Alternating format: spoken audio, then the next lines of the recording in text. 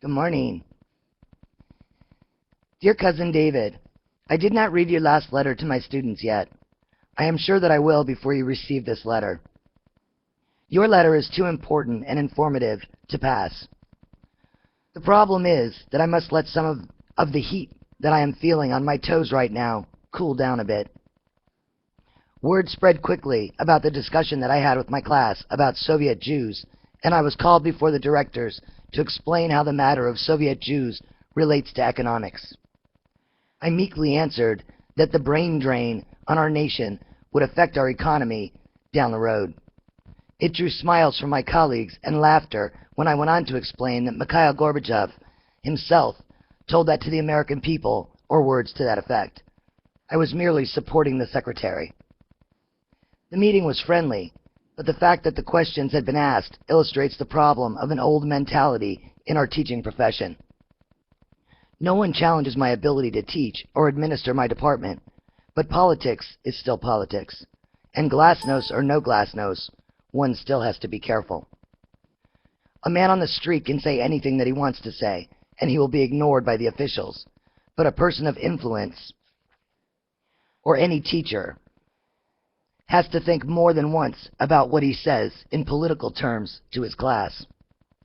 I do not want you to imagine that the old fears of Stalinism are still with us. No, not at all. But suppose the head of the economics department at Yale or Harvard began teaching the merits of socialism and central planning.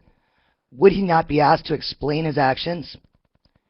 I know that you do not still have the fears that Americans had during the McCarthy years, but you still must have political boundaries, as we do here, when it comes to your careers. David, let me hasten to admit that the legacy of Stalin has left us with more scars than your McCarthy might have left on you.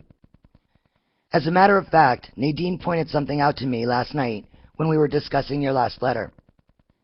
She laughed about your remarks regarding her and wanted me to tell you that you have nothing to fear, and she was quite upset with me because she said that I portrayed her as a shrew.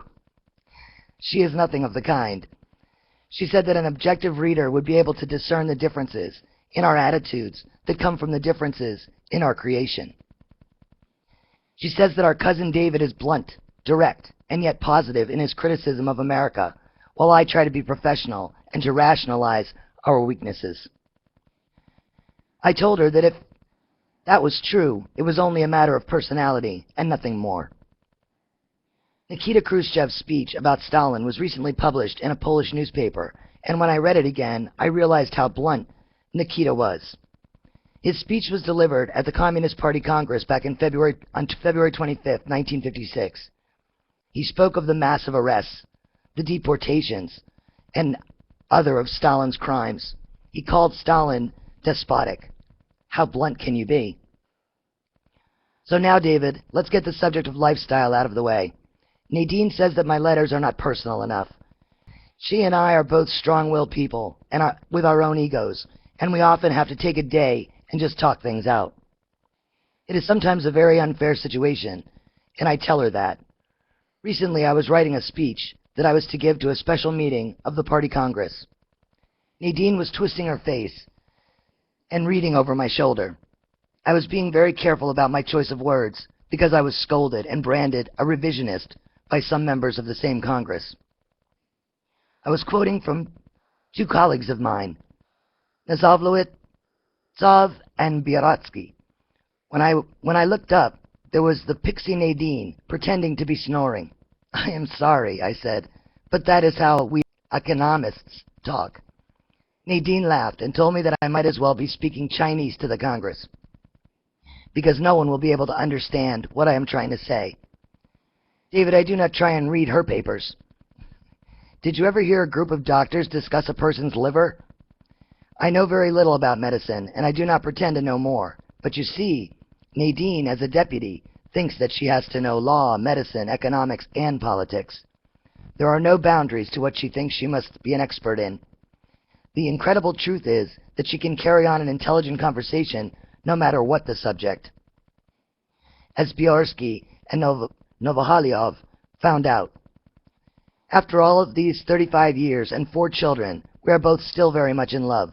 But when things get a bit tense, We will take a trip on a riverboat or spend an evening in a restaurant where we can just regroup. We both remember the hard times, when we stretched every ruble as far as it could be stretched. I wore the same clothes every day and tried very hard to keep them clean. We both received a stipend of 50 rubles as students, and Nadine worked evenings a few hours at the hospital that she now supervises. I continued to work part-time at my old job as a clerk and assistant to the concrete bureaucrat. The bureaucracy here is unbelievable. After the war, it grew like a beanstalk in the children's story. I will say more about that later, but first let me finish the boring tale about lifestyle. When we came back to Moscow after we were married, we moved into an old apartment building that had one bathroom on our floor. It was shared by the other couple that lived on the same floor. The apartment was only 2 rooms, a small kitchen, and a room with a fold-down bed. The building was soon demolished, and we were given a very nice and much larger apartment in the Krasnaya Prenya section of Moscow. It is an area that remains dear to both of us. Many young workers have raised their families there. We still visit a few close friends that continue to live in our old building. Nadine and I were both able to save enough to buy a cooperative housing unit. It was also very nice, with 3 rooms that were made into bedrooms. The boys shared one and the girls another. It was a very happy place for most of the years that we lived there, because Nadine is involved with the problems of housing, and because even though many houses are being built, there is still a shortage. Nadine and I began to feel a bit guilty about living in such a large apartment after the children had grown and left. We moved into a very convenient modern apartment right off the Sadinvaya, which is the main boulevard in Moscow. It is close to a beautiful park and about 2 kilometers north of the Medical Research Institute and Emergency Hospital where Nadine works. I am glossing over the unbelievable amount of paperwork and bureaucratic machinations that the apartment changes involved. That could be a book by itself. It is simple for us to take a bus to go anywhere in the city, and that is what we usually do. Although we do own an automobile that Nadine uses more than I do for her political work. We have a Lada 2108 built in Togliatti in 1985. We do not own a Dachau because we prefer to take the children to a rental cottage on Lake Neroch, a very beautiful lake and reservoir. It is 80 square kilometers and very beautiful. Luba and at times the entire family gathers there. We do not have the time to maintain a Dachau. How can I explain lifestyle? To explain Nadine's lifestyle, one would have to furnish films, because no one would believe her energy. I will not try to explain what it was like when she had all the children to get out to school, the food shopping, which was part of her household duties, as well as other shopping, her own studies and examinations to prepare for, and her work at the hospital. Can you imagine facing hours of tension in an emergency hospital and then coming home to 4 young children? We all shared in the housework, and I must admit that it was not easy for me either. We were both so happy to have what we had and to be doing what we loved that it went by very quickly. Our youngest child was already a teenager when Nadine was chosen to be a representative. She went right into it without even taking a deep breath. She was asked to be a mother, psychiatrist, judge, and educator to her entire district. I have 2 classes 3 days a week. The other days are devoted to preparing for those classes, doing administration work required of a department head, seeing students in my office, and writing. I am always so busy, but when I look at Nadine's schedule, I sometimes get frightened. Maybe I am married to a woman from another planet. Perhaps I should explain that there are 2 Nadines. The first is a loving and lovely woman, without eyeglasses, who sits across from me in restaurants, accompanies me to the theater, and shares my bed. Then there is the other Nadine, the hard-driving, intellectual physician, and with large, round glasses. She is so dedicated to her work that sometimes I criticize her for expecting too much from her co-workers. Her colleagues, with affection, call her the Tsarina Nadina. As an attendant at the hospital when she was still a student, she earned 130 rubles a month, and I earned about the same. We tried to live on our stipend only and save the rest. We ate all of our meals at the university. Our frugality remained as part of our lifestyle even after we finished our studies, and that enabled us to save the required 1/4 down needed for a 25-year state loan or mortgage to buy our apartment. Today, Nadine helps young people obtain the loans because we both believe that the cooperative housing, which some say is like your condominiums, is the best place for growing families. They have their own schools and nurseries and the extended school programs that keep children until the parents get home from work. Ever since the war ended, there has been much discussion about the raising of Soviet children. This matter has been a major topic in every republic. But here in Russia, the older people are constantly criticizing the younger parents for not spending enough time with their children, and they are very disdainful of the Soviet bunkers where parents go to eat and sleep at night. They are not homes, the older women say. They are concrete boxes. David, in the decade of the 50s and on into the 60s, there was a mass migration into the city because that is where the most housing was being built, and that is where most of the jobs were. There wasn't much time to acclimate oneself to the collectivized communities before the war, and there were those who felt that they wanted to leave the restricted farm life, so they found their ways into the city. Many were untrained and with basic educations. They had to start their lives all over again with menial jobs. The burden of raising children became more difficult than it was before. The nation was growing so fast physically, politically, and yes, psychologically. We too had a large generation gap developing. I have difficulty talking about it, David, but Nadine and I had problems with the children some years ago. Today, Nadine works hard with young people and their families because the situation in the cities has not shown great improvement. Raising a family today becomes increasingly difficult. I too fear the escapism of our young people and the ever-growing desire to elevate themselves by owning things. It leaves them extremely vulnerable to demagogues and cultists. When my youngest son was in his final year of secondary school, he began to find many excuses for staying out at night. One evening, the Moscow police brought him home in a state of intoxication. Nadine was so upset that she took a few days off from work, and I did the same. We thought that with such an effort, we might get him back to concentrating on his studies. We were wrong. The situation became more than we could handle. Once again, the police brought him home, only this time the charges were more serious. He was arrested for trading in the black market at the Leningrad Railroad Station. The station is not far from our home. I need not tell you, David, that Nadine and I were shattered. We kept asking each other what we had done to make him want to throw his life away. He had the things that neither of us ever dreamed about when we were his age. I know that it is a useless ride on an ego train to compare our lives to his.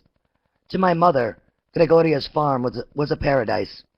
To my son, the mud and the smell of the livestock would have revolted him.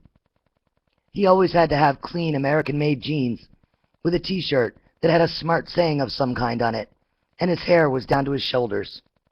David, perhaps this is the best time to explain the inner workings of the bureaucracy here. When I was a student, I took it all in stride. I felt that it was all part of the aftermath of war, a need to make order out of the chaos. But it did get out of hand. You need papers for this and documents for that, and it took precious time to obtain them. As in every society, there are those with influence who can force the paper pushers aside and get things done. A university professor and a physician and a deputy in Moscow are not without such influence. I can recommend students for positions and literally hold their future in my hands. Over the years, I have developed many important friends in very high offices. Nadine as a longtime party member and representative has many such friends also. There is one drawback. When Nadine uses such contracts to help families or young people in trouble, she is praised. But when she tries to use the same methods to help a member of her own family, she would be accused of using her position in an unfair manner. Soviet students are at a very crucial stage in their life when he or she is 17. It is also a very difficult and competitive time in their lives. They must not only get good grades to enter the university, but they must also be of good character. The state promises them and owes them as much education as they want and qualify for. They can enter an institute for anything, from farming to teaching, but they must be deserving of the huge investment that the state is about to make in them. A boy convicted of hooliganism and drunkenness would not be looked upon as a good prospect. Gregoria was not at the head of his class in school, but his marks were good enough. He was well liked by his classmates and had many friends. He enjoyed sports and was quite accomplished at hockey. At home he was sullen and spent a good deal of time listening to modern music. Nadine and I tried every tactic, but nothing seemed to work. He was ordered to undergo psychiatric treatment, and Nadine and I had to participate in the program. You can imagine the pain when the doctor in charge told us that it was our fault that the boy got into so much trouble because we did not recognize his problems earlier and did not spend enough time with him. One psychologist told us at a long session that our son was put at a disadvantage and he feels inferior. He cannot recreate World War II, so he can be a hero, nor does he feel that he can compete with his overachieving parents in the field of academics. David, I never knew that there was a competition. Why should there be? Why should he feel that he must compete with his father? I cannot play hockey, and I cannot fathom the computer that he works with in school. Nadine had to remind me, in order to keep me from emotionally letting go, that we gave our offspring a life beyond our own dreams. Our other children appreciated it. Gregoria entered manhood when the Soviet society was beginning to flounder and lose its way. Parents today must battle the peer pressure, television, and corrupt leadership that does not have the fate of the young people. It is a dangerous situation. The first week in May is, of course, a full week of celebration in the Soviet Union. There is an enormous parade in Moscow with delegations from all over the republics.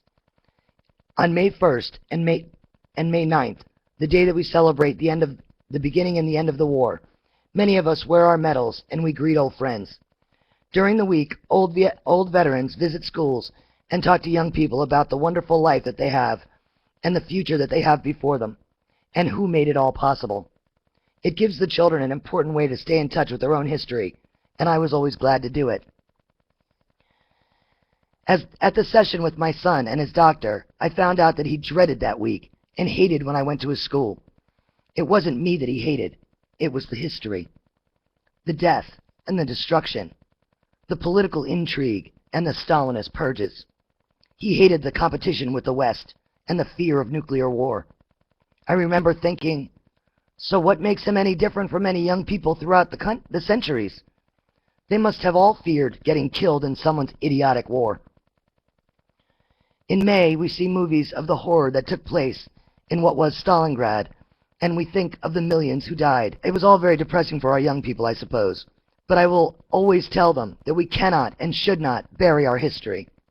With pride, we should hold it up and say that we can do better. I tried very hard not to glorify the war, but to tell young people instead that we should never let ourselves get into a position where that can happen again. I always tell them the same thing, and that education and understanding are what prevents war. Because intelligent, well-informed people can find a way to avoid it. Gregoria smiled most of the time that I was speaking to his doctor. He had to attend the program for 1 year, during which time he lived at home and finished school. He then entered the army. At first he did not do well there either. He was sent to 1 year of duty in Afghanistan. He was a helicopter mechanic. He detested every minute of his service there. I can understand why so many of his comrades were confused. It was hard for them to identify the enemy. There were no American troops there, and he could not see the Western-sponsored fighters as a real threat to the Soviet Union. When he returned, his drinking began again. One day he was at our home for dinner, and the matter of Afghanistan came up again. I suggested that he read more about the history of that small nation, and of how many times the British had invaded it, and how the West saw Afghanistan as another Finland and a gateway to the resources of the Soviet Union. They would love to put bases there, I said. I told him that his grandfather Nikolai was right, that the encirclement policy of the West never ceases. He jumped to his feet and told me to go to Afghanistan and explain it to the troops there, because they need it. They all want to come home, he shouted, slamming the apartment door behind him. We only saw him twice after he went into the army. Once before he left for Afghanistan, and that time when they came to dinner. Often Nadine would look at his picture and cry. He was such a beautiful child. One day when I was sitting in my office, a figure appeared in the doorway. At first I thought it was one of my students, coming for an appointment, but it was Gregoria. He was now a full-grown man, 22 years old, 6 feet 2 inches tall, and well-structured. He formally shook my hand, as though he was meeting me for the first time, and told me that he had been studying and wanted me to help him get into a special course at the university. The first thing that I did was try to reach Nadine, but I could not, so I brought him home as a surprise dinner guest. I need not describe Nadine's tears. From that day on, he was a new person. I do not know what changed him. At first I thought that it must be a woman, but he never mentioned any or introduced us to any women. Nadine and I both wondered if it is a woman that he has known for some time, if so, that we owe her a great debt. Nadine says that one of the doctors at her hospital said that perhaps the most important thing that changed his life was the fact that he found a subject that neither of his parents knew anything about. He now has a degree in astronomy and space research. To my knowledge, he doesn't drink anymore. Now, David, do you see what your question about lifestyle has done? I have used all this paper and time, and I haven't reached the subject that I wanted to talk about. Perhaps the story about my son Gregoria has some relevance to what I will say very briefly, and perhaps expand in my next letter. Most of the students here are aware of the fact that the people pay them to go to school, and that their education takes a great deal of the state's money. For years they have been told that Zionism in Israel is just an extension of Western imperialism. It is natural for them to feel that anyone who takes advantage of a free education and then applies it to benefit the West, simply for money, is a traitor. That feeling is deeply embedded in the science departments here, because since the end of the war, all of our efforts have been not simply to keep up with the West, but to surpass it. We view Israel as a racist, colonialist state that sends arms to oppressive dictators in South America, Central America, and South Africa. I must interrupt myself here because Nadine has interrupted me. She insists that I identify the we that I am using. I speak for many of my colleagues my age who I discuss these matters with, and for myself. Those are the people that I spend most of my time with, except for my students and my family, and so those are the opinions that I hear the most often. Why should we not be upset when groups that come here to entice our well-trained people to emigrate to Israel, especially when so many claim that Jews should want to go to Israel just to be Jewish in a Jewish homeland and then wind up in Yonkers, New York, as some acquaintances of ours did, where they can make more money and contribute to our chief competitor. My feeling is, if their main interest is to make money for themselves with the education that we have provided for them, perhaps if they concentrated their efforts here, we could produce more and make a better life for everyone. Naive? Perhaps. But losing scientists and educators makes my patriotic soul rumble with anger. In the Soviet Union, our young people have received free medical care, free education, training for the talented in the areas of arts and athletics. They are sent to special schools to become miners, carpenters, farmers. Why should we not object to other countries trying to coax them away using an emotional issue like religion? They are our most precious resource and our biggest investment. There was a time that I know of in the late 60s and early 70s when the Israeli government imposed a very heavy head tax on any citizen who wanted to leave. There was a scandal that was hushed by the Israeli press, involving the amount of young college graduates who were migrating out of Israel to the Scandinavian countries and to America. They were tired of the constant war tension, tired of having small minority of religiousness exercising total control over their lives, and tired of spending so much time in the army. I know that is true because I have read it in the foreign press, and I have a friend and colleague who has a son who recently left Israel. His father was broken-hearted when the boy joined his mother and left Russia for Israel. After graduating from the Hebrew University, he went to live in Denmark. Now, David, I know that isolated cases are meaningless and that the boy's mother remarried in Israel, so there may very well have been personal reasons for his leaving. But the fact remains that Israel is not the preferred place for all of the Jews in all of the world. You know and I know that such a Zionist fallacy was exploded years ago. Today, the Israeli recruiters make you sign a document that states that if they help you to emigrate, then you must go to Israel. If they have to insist on such a thing, it tells the world that they know many do not want to go to Israel. They simply want to go to the West to make more money and have more things. We have many non-Jews who want to do the same thing for the same reasons. Many doctors are being lured to the West by the promise of getting rich. My students burn under the accusation of anti-Semitism. The negative attitude about Jewish immigration has nothing to do with what they say. The main argument that evolved out of our much talked about classroom discussion was the subject of punishment. Should anyone who wants to leave the Soviet Union or their family be punished? One of my students said that a close friend of hers was asked to leave the university because her parents applied for emigration papers.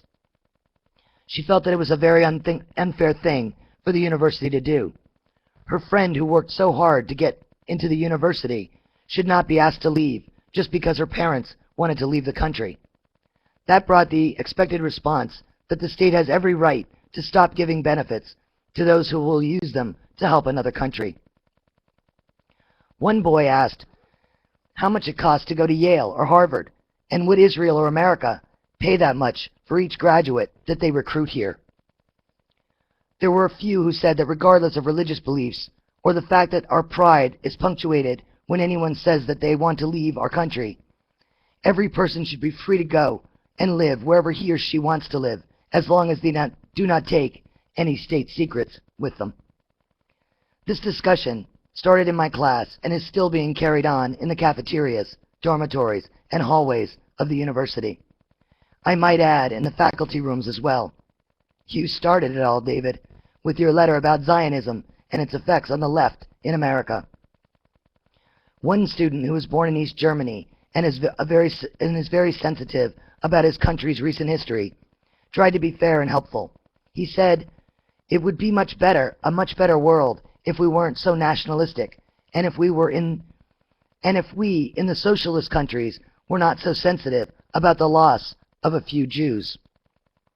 He quickly added that state secrets were another matter. His face turned red when someone in the back of the room said that that sounded like an anti-Semitic statement, as if he were saying, just let them go, who will miss them? Nadine laughed when I told her that. She said the poor German boy was trying so hard to show his compassion, and he was probably very hurt by the criticism. This subject in a classroom is like holding firecrackers in your hand while someone lights the fuse.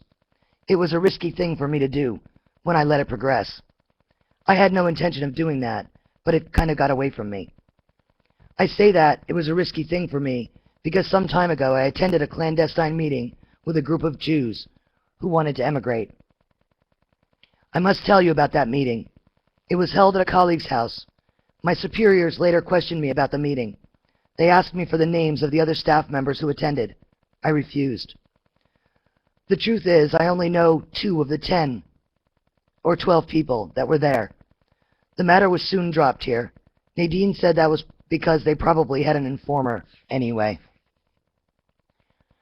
The first thing that I objected to at the meeting was the presence of a Western journalist. I was not told that he would be there. I assumed that I was invited because I was critical of the Brezhnev economic policies, and I was once again in trouble with the party. My colleagues also knew that I called myself a Jew. I did not plan to speak at the meeting, but felt insulted when one zealot claimed a great victory because Jewish demonstrators were arrested and it was captured on film to be shown to the West. I was not only insulted, I was angry when I learned that they had staged the protest just for that purpose and to show that the Soviet Union must keep its people here by force. That is what the young man admitted to. I never made any secret about my own personal feelings.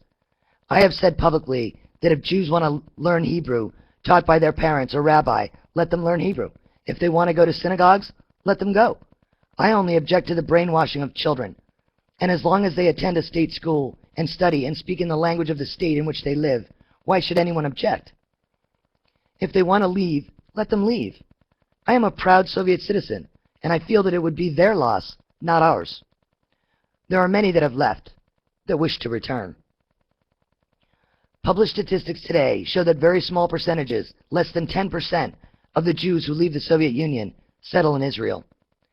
That is more proof that they leave mostly for economic reasons, and those reasons cannot be addressed in Israel. Do not misunderstand me, David. I do not condemn anyone for trying to find a better life for his or her family. I am simply too full of Soviet patriotism to ever give leaving here a thought, or to be able to fully understand those who want to. American Jews who travel to Israel can hold dual citizenship, and very often return to America. And very often others return to America. Some, I understand, live part of the year in each country, but the new Zionist religious right wing that has taken over the country clings to the dream of Eretz Israel, the great country that will stretch from the Euphrates River to the Mediterranean Sea, including the oil fields of Iraq, drawing the Jews of the world to it.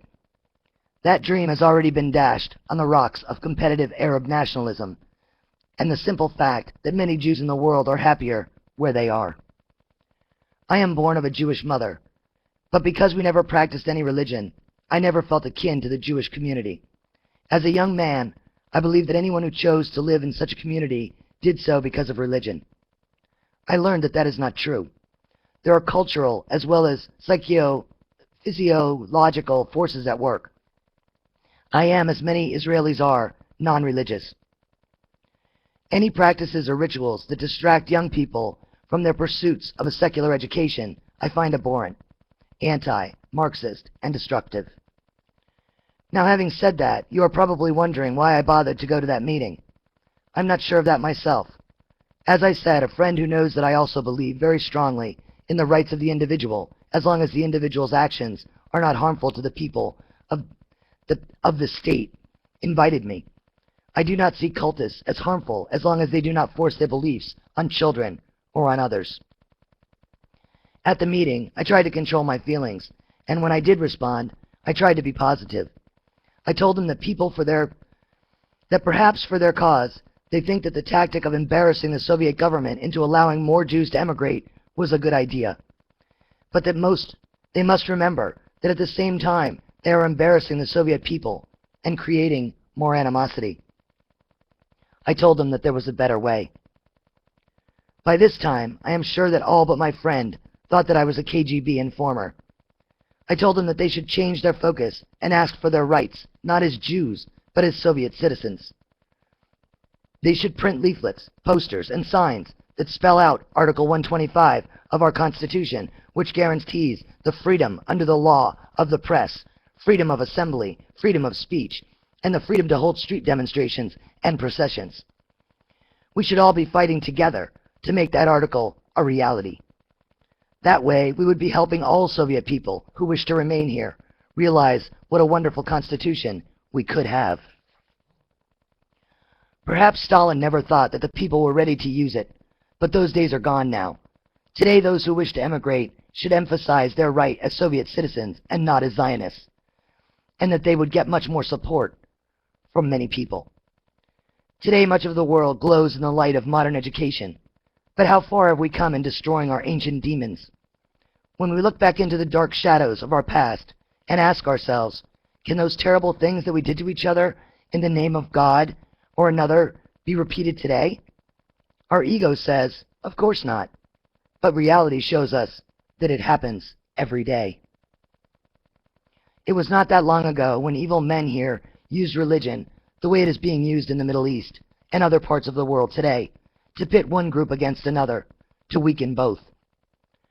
Shortly before the war, poor ignorant peasants that had not yet been enlightened by education were told that Jews had to have the blood of Christian children to hold the proper Passover services. We can laugh at that lunacy now, but David, I can remember when my mother and some of her Polish Jewish friends had to take in refugees from the small town of Bresnik in Poland. I think the year was 1937. They fled to our occupied land, even though there were virulent anti-Semitisms anti-Semites there. They felt that there were so many Jews in Belarusia that there had to be safety in numbers. I was a small boy, and I thought that the refugees were rather strange people. Gregoria gave them summer jobs on the farm before they moved on to Minsk. When my mother told me the story, I thought that she was making it up, like a frightening story about witches that parents often tell their children.